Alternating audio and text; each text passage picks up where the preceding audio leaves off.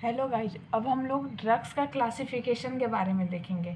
ठीक है, तो इसका कुछ बेसिस है, जैसे सेल वाल सिंथेसिस इनहिबिटर। इसका मतलब हो रहा है कि वैसा कौन सा ड्रग्स है जो कि सेल वाल सिंथेसिस को इनहिबिट करता हो, मतलब कि बैक्टीरिया का जो ये सेल वाल है इसको इनहिबिट करता हो, इसको फॉर्मेशन में इनहिबिट करता हो, मतलब इसका सेल वाल का जो फॉर्मेशन है उसमें इनहिबिट करता हो। ऐसा कौन सा ड्रग है जो कि इसके सेल वाल को फॉर्मेशन नहीं होने देता है।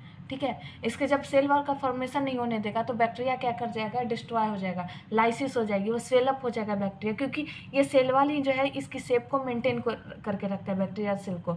जब सेल वाल ही फॉर्मेशन नहीं हो पाएगा, कोई ऐसा ड्रग है जो कि बैक्टीरिया के सेल वाल को ही फॉर्मेशन नहीं होने दे रहा है, तो उससे क्या होगा कि सेल जो होगा, सेल के अंदर फ्लूइड चला जाएगा और सेल स्वेलअप कर जाएगा, और जिसकी वजह से वो डिस्ट्रॉय हो जाएगा। तो इस वजह से बैक्टीरिया की किलिंग हो सकती है, उसकी ग्रोथ रुक सकती है। तो हम लोग सबसे फर्स्ट देखेंगे सेल वाल सिंथेसिस इनहिबिटर के बारे में। ठीक है, ऐसा कौन सा ड्रग है जो कि उसके सेल वाल सिंथेसिस को इनहिबिट कर रहा हो। ठीक है, define as pharmacological agent that selectively, मतलब फार्मालॉजिकल एजेंट में हम देखेंगे तो फार्मालॉजिकल एजेंट क्या करता है, या तो सेलेक्टिवली की मतलब सेलेक्ट करके किसी बैक्टीरिया को किल कर देगा। ठीक है, किसी बैक्टीरिया पैथोजेंस को किल कर सकता है, या फिर इनहिबिट कर सकता है उसके ग्रोथ को, उसके ग्रोथ को इनहिबिट कर सकता है, रोक सकता है।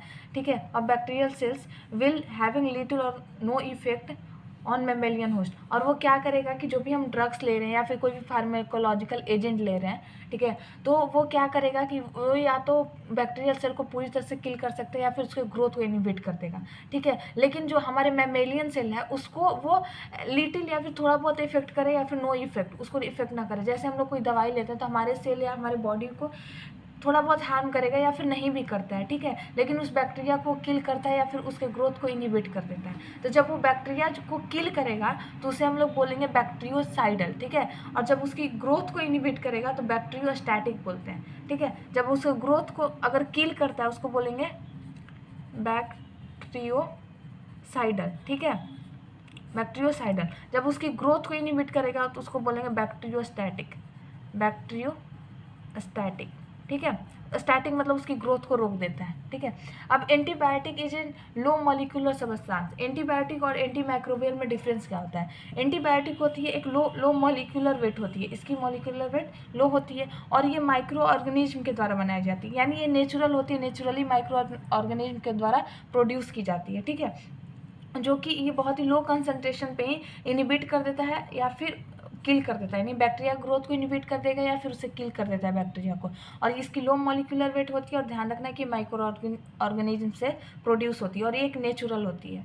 ठीक है, एंटी माइक्रोबियल क्या होता है। Anti microbial is a substance of natural भी हो सकता है, ये सेमी सिंथेटिक भी हो सकता है, सिंथेटिक भी हो सकता है, यानी ये नेचुरली भी प्रोड्यूस हो सकता है या फिर सेमी सिंथेटिक भी हो सकता है, मतलब ये आर्टिफिशियली तरीके से भी बनाया जा सकता है, या फिर प्रॉपर पूरी तरह से आर्टिफिशियल भी हो सकता है। ये भी क्या करता है, किल करेगा बैक्टीरिया सेल को या फिर उसे इनहिबिट कर देगा उसके ग्रोथ को।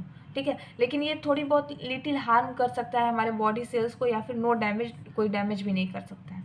ठीक है, ऑल एंटीबायोटिक्स, जितने भी एंटीबायोटिक्स हम उनके एंटी माइक्रोबियल उसे हम बोल सकते हैं। कैसे, क्योंकि सारा जो एंटीबायोटिक्स है वो नेचुरल है, और एंटी माइक्रोबियल में वो सारे नेचुरल, सिंथेटिक, सेमी सिंथेटिक सारे आ जाते हैं। तो हम क्या बोलेंगे, एंटीबायोटिक्स जो है वो एंटी माइक्रोबियल है। ठीक है, और लेकिन सारा एंटी माइक्रोबियल जो है वो एंटीबायोटिक्स नहीं हो सकता, क्योंकि सारे एंटी माइक्रोबियल में synthetic, semi synthetic, natural drug सारे आते हैं, लेकिन एंटीबायोटिक सिर्फ नेचुरल होता है। ठीक है, infection disease are group into bacteria, viral, ये सारे पैथोजन होते हैं, बैक्टीरिया होती है, वायरल होती है, फंगल होती है, प्रोटोजोअल होती है। ठीक है, बैक्टीरिया कैन क्लासिफाइड, बैक्टीरिया को बैसिलाई, कोकाई, स्टेप्टोचिट के ना अलग अलग क्लासीफाई करते हैं। ठीक है, उनके शेप के अनुसार।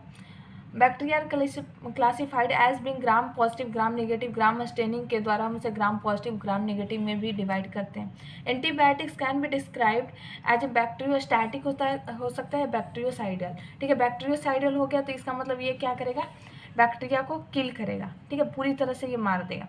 और बैक्टीरियोस्टैटिक हो गया तो उसके ग्रोथ को रिटार्ड कर देगा, ग्रोथ रिटार्ड कर देगा। ठीक है, ग्रोथ रिटार्डेशन हो जाएगी।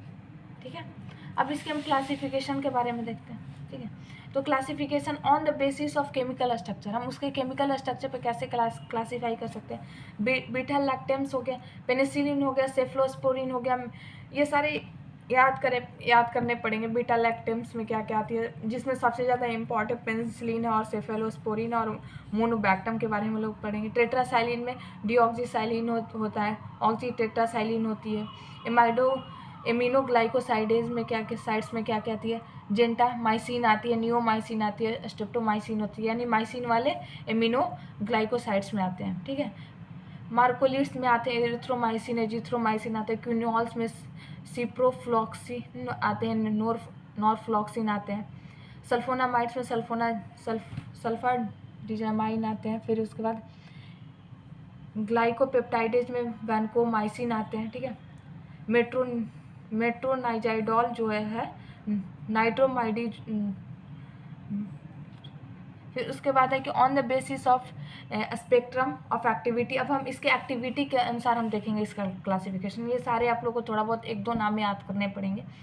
तो एक्टिविटी के अनुसार से देखते हैं नैरो स्पेक्ट्रम। नैरो स्पेक्ट्रम हो रहा है कि वो किसी खास रेंज पे ही काम कर सके, ठीक है, वाइड नहीं हो। और ब्रॉड स्पेक्ट्रम होता है कि काफ़ी सारा बैक्टीरिया और पैथोजेंस पे काम कर सके, ठीक है। और नैरो स्पेक्ट्रम हो सकता है कि स्पेसिफिक हो, ये किसी खास बैक्टीरिया के लिए हो, खास मतलब पैथोजेंस के लिए हो, तो ये स्पेसिफिक होता है नैरो स्पेक्ट्रम।